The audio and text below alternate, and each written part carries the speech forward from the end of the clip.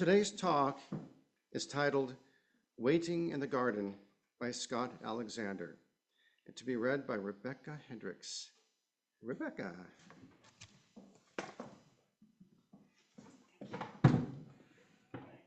Thanks. As many of you know, I grew up in Minnesota. I'm quite proud of that. In fact, I still have 3 wonderful siblings living in either Minneapolis or St. Paul.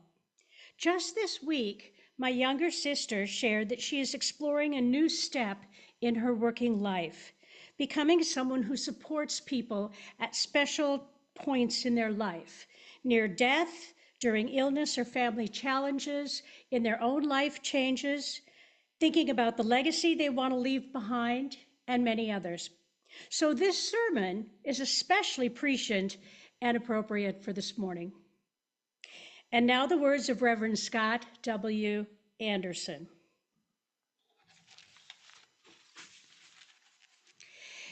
This morning, I want us to grapple with one of the most universal and troubling facts of human existence. Though every last one of us would have it otherwise, it is an unavoidable reality that during our lifetimes, people close to us will become sick, suffer great pain, and in some cases die. It seems crucial that we be unafraid here in this religious community in acknowledging the tragic dimension of life, for surely there is no one here in this room this morning who can reasonably expect to escape the agony of watching other human beings, for whom we love and care, go through pain and death. Ours is a profoundly mortal creation, and though we often live our lives as though it is otherwise, the truth is that to live is to suffer the vulnerabilities and vicissitudes of the flesh. So if we are to live out our years with wisdom, compassion, and health, it seems essential that we prepare ourselves psychologically and spiritually for those inevitable times when we will be asked to share life with those for whom life is painfully slipping away. Surely such times are among life's most difficult. One of the toughest things any one of us can face is the helplessness and anxiety we feel when we are obliged to watch someone dear to us suffer. It's almost worse, I think, than suffering the same infirmity yourself. I doubt that there is any human being alive who does not feel profound discomfort, anger, and angst watching a loved one endure disease, pain, or death. I have never met anyone who did not find dealing with human tragedy close at hand a heart-wrenching and disquieting thing. No matter how many times I have invited as a minister to share in the tragedies of others, I know and I pray that I shall never develop an immunity to the hurt my own heart feels when I must stand by and witness the suffering of others. No matter how wise or brave or worldly we might be, we all face a real crisis when life demands that we be near the suffering of others. When a family member, neighbor, or dear friend must battle disease, debilitation, or death, we never know quite how to handle ourselves. Even the most adept of us never quite know what to do, what to say, how to help. We tend to feel terribly awkward and inadequate. We quite naturally want so intensely to make it all better, to take away the pain or problem, to find a solution, to speed a recovery, engineer a miracle, even when such things are not possible. The greatest human tragedies occur, in my experience, not when the trouble strikes our loved one, but rather when our feelings of anxiety, helplessness, and discomfort with their pain cause us, unconsciously and unwittingly, of course, to flee the situation, to avoid the person or deny the reality of what is happening. If a decade in the ministry has taught me anything, it has taught me this. When illness and pain strike, the most important medicine is other persons, other ordinary human beings who stay close and caring no matter what.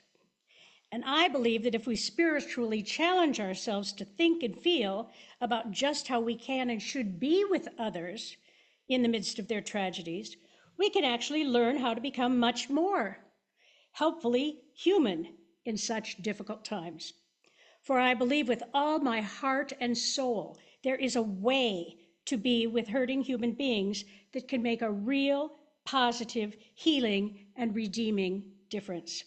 And the curious thing is that this redemptive way is so close at hand that we often lose sight of it.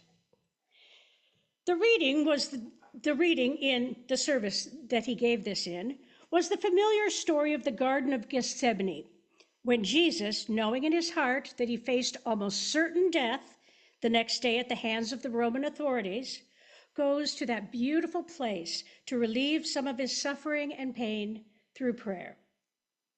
His is a very private crisis of the soul. But the key to the story, it seems to me, is that he does not go to the garden alone. He asks 3 of his beloved friends, Peter, James, and John, to attend him.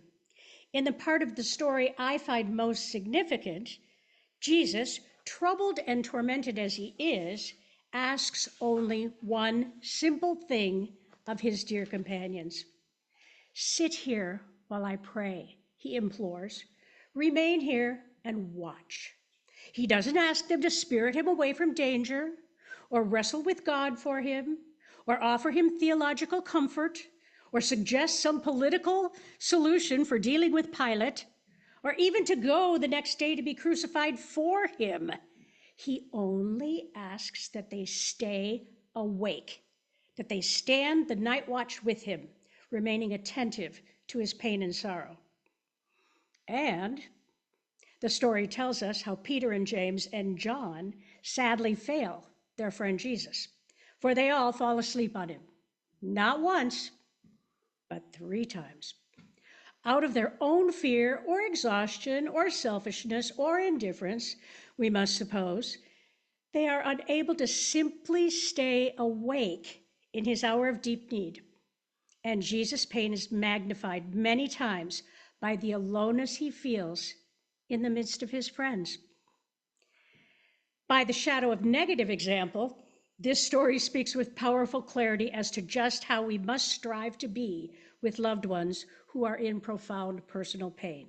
For, in fact, all that is usually requested and required of us, all that should be asked of us, is to stay awake when persons near us are swept into suffering. Our human job is to stand faithfully the night watch, not to fall asleep. Absolutely refuse to abandon the one who hurts. I have been in the garden. Have you? The night my father died 3 years ago was a night of my own Gethsemane of the heart. At 2:30 a.m., I was awakened with word of my beloved father's sudden death. And what saved me in that night of deep grief and pain was simply a friend, my best friend, in fact, who drove 10 miles to be with me. My friend got out of bed to stand the long night watch, to listen to my repetitious ramblings, to permit my tears, to hold me against the winter of my grief, to stay awake, by God, simply awake. It was mostly a silent vigil he stood, for in my hour of grief I did not particularly want the wisdom of centuries from my friend, nor any theological comfort he might have, nor nuggets of sage advice, nor even someone to take firm control. All I wanted was another human being to protect me from the cold, and to make sure that I was not alone in the empty caverns of my pain. If there is a purer or more redeeming kind of love, I don't know of it. Do you all know of what I speak?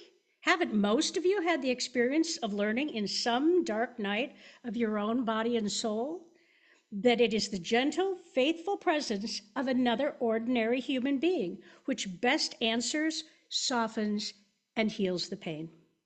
Yes, it is the simple yet divine grace of another person's caring presence which has the spectacular power to save us from our deepest suffering. And yet, there is something about this strikingly simple reality which we Americans' distrust, isn't there? Somehow it feels inadequate. It seems as if it couldn't possibly be enough. We live in an impatient fix-it society and have been indoctrinated since birth when, if we just bring the right technical and intellectual resources to bear, we can, when faced with a human problem, make everything right and put an end to all the unpleasantness.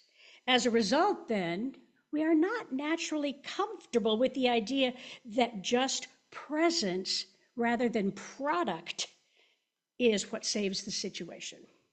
We find it hard to believe that just to be is actually the solution. We are disinclined to trust that the gift of ourselves is enough, and that this insecurity leads us so often in the presence of tragedy to try to rescue others from their suffering.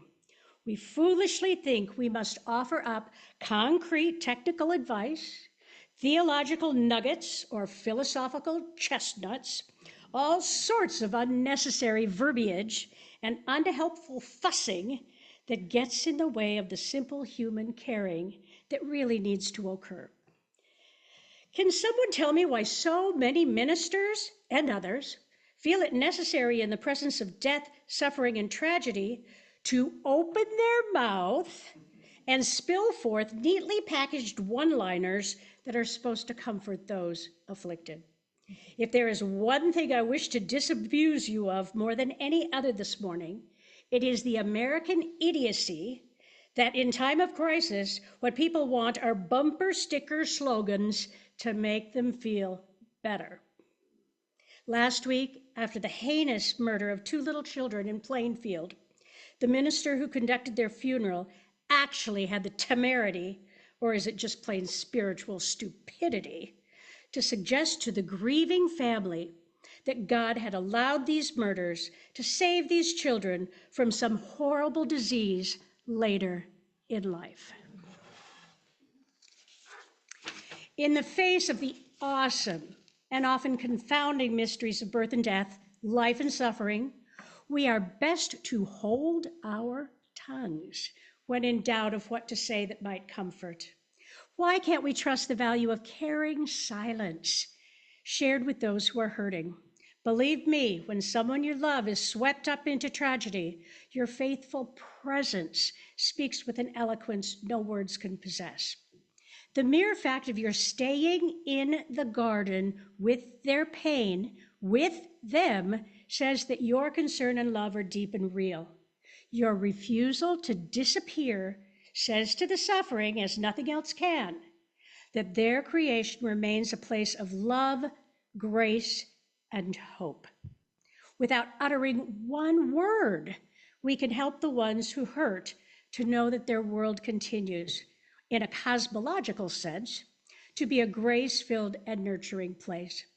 It lets them know, if I may wax theological for just a moment, that the Holy Spirit of life is alive and well and able to touch them. So rather than speak with your lips, speak with your presence. Let your eyes, your hands, your silence, your faithfulness tell the story. These are enduring answers to suffering and pain, which remain to bless long after the hollow ring of bumper sticker slogans have faded into oblivion where they belong.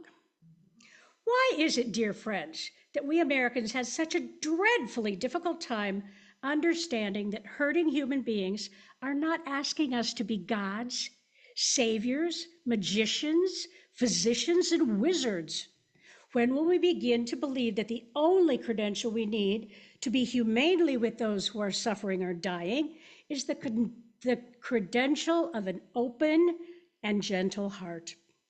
Many of you have shared with me in private conversations that sometimes when someone you know is hurting, you have found yourself staying away simply because of the discomfort of not knowing precisely what to say or do. Well, I will tell you now what I always say in such a situation. For God's sakes, don't say anything or do anything at first. Just go. Simply get up and go. You may say the wrong thing. It's easy to put your foot in your mouth when someone is suffering or dying, but you must nonetheless trust that grace and holiness and power of your simple human presence and touch. It's more transforming and healing than you can ever imagine. Why do we human beings have such terrible theological self-esteem? Why are we in the habit of doubting that the highest power in the universe speaks so well through our fundamental humanness? There is an old Eastern legend that tells it well. The gods became jealous of humanity, and they were fearful that the gift of divinity would be stolen by them. So they had a council. And some said, "Let us place our gift in the skies." Others said, "No, they will search the skies. They will even fly." And others said, "Let us put our gift of divinity in the depth of the ocean." And the reply was, "No, they will plumb the depths of the ocean. Someday they will be on the floor of the seas and they will find the gift." And the wisest of the gods said, "Let us hide divinity within them. That is the last place they'll look." Yes, dear friends, the last place we look for the gift of divinity, the last place we look for the highest and most healing powers of the creation is within ourselves, within our ordinary human hearts beating in simple compassion, gentleness, and love. Why can't we believe within us lies some of the most precious powers of creation, powers capable of blessing, healing, even saving other persons? Why do we think we need something more, something else? The process theologians say God is a verb, a dynamic process that happens whenever we simply love and care for one another. As Jewish theologian Martin Buber spoke of the I-thou encounter, that human meeting when the truly divine powers of the creation come to life along with the mysterious, and it is a mysterious arc of significant caring person-to-person encounter. What I believe, because I have seen it time and time again, is that God, whatever we mean by that lovely, simple word, steals upon gentle feet whenever we are brave and loving enough to keep the night watch in someone else's midnight of pain. The highest and holiest beauty of the universe comes into being when we simply stay awake for each other. Let me tell you of a recent experience I had which reminded me with a lovely clarity that all this is so. I was invited by a family of this church to the nursing home bedside of a man they love, a husband and father whose life was rapidly slipping away beneath the bone-crushing boot of Alzheimer's disease. As his wife said to me later on the phone, "Scott, I feel like I'm losing my best friend, and it is so hard." On the day I went to the convalescent center with the man's wife and son, we were unable to rouse this once brilliant scientist from his partial coma. No verbal or cognitive relationship was possible. And so his wife, without as much of a conscious thought, I am sure, expressed her love and devotion the only way she could. She reached over to the bedstand drawer, took out his battered old hairbrush, and began stroking gently his gray and matted hair. As she did her loving work, I found myself wanting to look away, not because it was sad or unpleasant or depressing, not because I am afraid to see people die or suffer. I wanted to look away because I was embarrassed to share in so intimate and so perfect a moment of love. Had it not been for the professional defenses I have long ago since erected to protect me from such pure and holy moments, I would have wept merely at witnessing the beauty and fidelity of her love. I guess I felt what surgeon Richard Seltzer wrote in his book, Mortal Lessons, after he witnessed a similar moment of human devotion. "I lowered my gaze," the doctor writes. "One is not bold in an encounter with God. I remember that the gods appeared in ancient Greece as mortals, and I hold my breath and let the wonder in." I like the way my friend and colleague Edward Frost of Princeton puts it. "We have heard that God is all the goodness, all the sweetness and the light and joy in the morning. But God is the cries we don't hear, the depth of hell the other suffers, the darkness and confusion of permanent night. God may be the chaos missed in our neatness and order, who shuns the glistening temple to walk the gray repositories of twisted and divided souls. To seek such a God is to seek discomfort, to walk in another's broken shoes through the eyes of an inner storm and be bent and broken with him. God is the one who cries, "Know me," through the mouths of those we choose not to know. We have heard that God is love, but God is the demand to love, a demand unheeded, thus a God undiscovered. Press through the grown-over path to another's loneliness, and there with him, the pain and bearer of pain, is God. May Sarton says it a little differently in her poem about her own mother's death, entitled A Hard Death. Listen. God's grace, given freely, we do not deserve, but we can choose at least to see its ghost on every face. Oh, we can wish to serve each other gently as we live, though lost. We cannot be saved, but we can stand before each presence with gentle heart and hand. Here in this place, in this time without grief, never accept a death or life as strange to its essence. But at each second, be aware how God is moving always through each flower, from birth to death, in a multiple gesture of abnegation. And when the petals fall, say it is beautiful and good. Say it is well. For let us be gentle to each other in their brief time, for we shall die in exile, far from home, where even the flowers can no longer save. Only the living can be healed by love. Yes, Sarton has it right. Only the living can be healed by love. Only when we are brave and beautiful enough to stand by one another in simple human compassion and faithfulness are we saved from life's negation and despair. Now, please, let there be no disillusion about what I am suggesting to you this morning. I believe passionately that the simple gift of ourselves is the greatest gift that can be given to someone else in pain. And I further believe that in such encounters, some of life's deepest holiness and meaning reveals itself. But I am not saying these encounters will ever be easy, comfortable, pleasant, or fun. Even when we are freely and nobly giving of ourselves, it still hurts to see others in bondage and pain. And when we still often feel so helpless, so angry, so inadequate, so alone.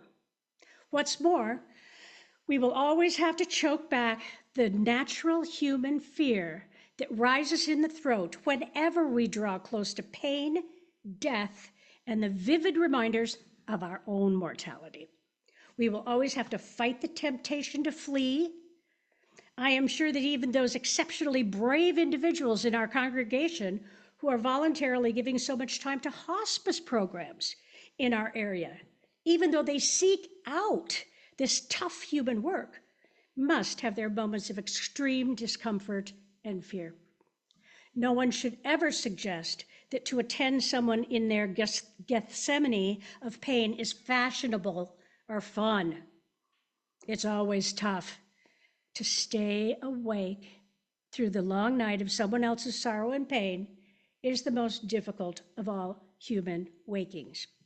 But I believe Norman Cousins is right on target when he says, death is not the enemy. Living in constant fear of it is. The way we choose to live and the depth of our feelings, our ability to love and be loved, and to take in all the colors of the world around us, these determine the worth and true extent of whatever time we have. The clock keeps ticking away. Our job is to put as much meaning as possible into the intervals between the ticks. A minute can open out into a vast realm in which all our senses, finely attuned, can come into full and splendid play, or those same senses can be shut down, imparting nothing to our years except numbers. Yes, dear friends, if our years are to be something more than numbers, we must control our fear of suffering, disease, and death, and not be afraid when these realities draw near, to offer others the simple gift of ourselves. I know many of you find this hard to believe, for ours is a technocratic, death-fearing culture, which always seeks the quick fix for suffering. But you are the answer by God. Your presence is what saves and redeems.